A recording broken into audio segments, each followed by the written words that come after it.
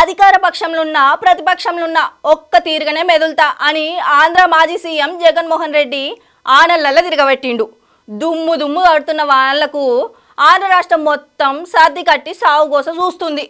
అధికారులంతా నీళ్లు వారంగా ఈదురుగాలు పట్టంగా కూడా బోట్లు హెలికాప్టర్లు వేసుకొని జనాలకు సోపతైతుండ్రు. ఇక అంతా చూస్తున్న జగన్ సారు నా వంతు అనుకుంటా అన్న దూపాలు తెచ్చే ఆలోచనలు చేసిండు.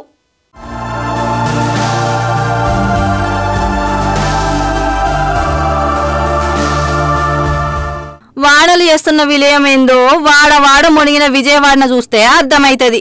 గల్లీలల్లా నీళ్లు నిండిపోయి ఎటు ఓరాకుండా బెజవాడ బతుకులు బిక్కు బిక్కుమంటున్నాయి. ఓ దిక్కు చంద్రబాబు సర్కారు ఏడ కూడా తగ్గకుండా తమకు అయినంత చెయ్యి అందిస్తూనే ఉన్నారు. ఇంకో దిక్కు వైకాపా అధినేత మాజీ సీఎం జగన్మోహన్ రెడ్డి కూడా తన వంతుగా ₹1 కోటి సాయంను చదివిచ్చిండు. సారు చదివింపులకేల్చి వరద బాధితులకు 1 లక్ష పాల ప్యాకెట్లు, 2 లక్షల వాటర్ బాటిళ్లు, పులిహోర పొట్లాలు అసువంటివి అందించి మేము కూడా మీకు సోపతున్నామని సెలవిచ్చిండ్రు. ఇంకా సిగ్గు రాలేదు మీకు? అంటే ప్రజలు వింటారు కాబట్టి ఎదురుదాడి చేస్తారా మీరు? ఎన్ని రోజులు ఎదురుదాడి చేస్తారు? ఎదురుదాడి చేస్తే ప్రజలే చూసుకోవాల్సిన అవసరం ఉంది. ఇలాంటి వాళ్ళని సంఘ బహిష్కరణ చేయాల్సిన అవసరం ఉంది. ఈ నేరస్తులు దబాయిస్తే భయపడిపోతాం అనుకుంటున్నారు కానీ ఎవరు ఇక్కడ భయపడరు. ఈరోజు కూడా పేపర్లో చూస్తున్నా ఒక యజ్ఞం మారిగా ప్రజలను కాపాడడానికి మేము ప్రయత్నం చేస్తూ ఉంటే ఒక రాక్షసుల మారిగా విధ్వంసాన్ని సృష్టిస్తున్నారు. ఎక్కడిది న్యాయం?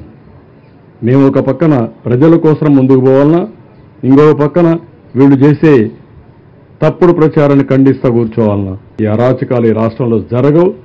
అలాంటి అరాచకాలు చేసే వ్యక్తుల్ని ఎట్టి పరిస్థితుల్లో ఉపేక్షించాం. ఆ విషయం మీరు గుర్తుపెట్టుకోవాల్సిన అవసరం ఉంది. ఇక వరద బాధితులను ఆదుకున్నట్ల కూటమి సర్కారు కుంటిదైందని జగన్ సారు జరగుర్రైండు.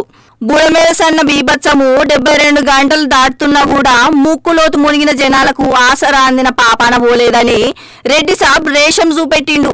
ఫ్లడ్ కుషన్ ఏర్పాటు చేస్తూ కాస్తో కూస్తో ప్రతి డ్యామ్ లోనూ కొన్ని నీళ్లను కిందికి వదిలేసి ఫ్లడ్ కుషన్ ఇరిగేషన్ సెక్రటరీ ఏర్పరిచిందంటే బుధవారం రోజు రెవెన్యూ సెక్రటరీ పరిస్థితిని గమనించి ఎక్స్ట్రీమ్ రెయిన్ఫాల్ రాబోతోందనే పరిస్థితిని గమనించి రెవెన్యూ సెక్రటరీ రిలీఫ్ క్యాంపులన్నీ కూడా ప్రణాళికాబద్దంగా ఏర్పాటు చేసి ఉండింటే ఆ రిలీఫ్ క్యాంపులలో వసతులన్నీ కూడా ఈ జనాభాకు తగ్గట్టుగా రిలీఫ్ క్యాంపులు ఏర్పాటు చేయడం, ఇళ్లలోకి నీళ్లు దూరాయి కాబట్టి ఇళ్లలో నీళ్లు వచ్చాయి కాబట్టి పబ్లిసిటీ అని చెప్తూ కలెక్టర్ కార్యాలయంలో నేను మాట్లాడుకుంటున్నాను.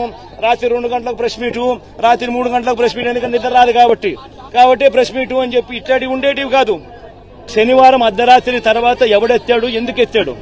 చంద్రబాబు నాయుడు గారి అది ఎత్తకపోయిందంటే చంద్రబాబు నాయుడు గారి ఇల్లు మునిగేది.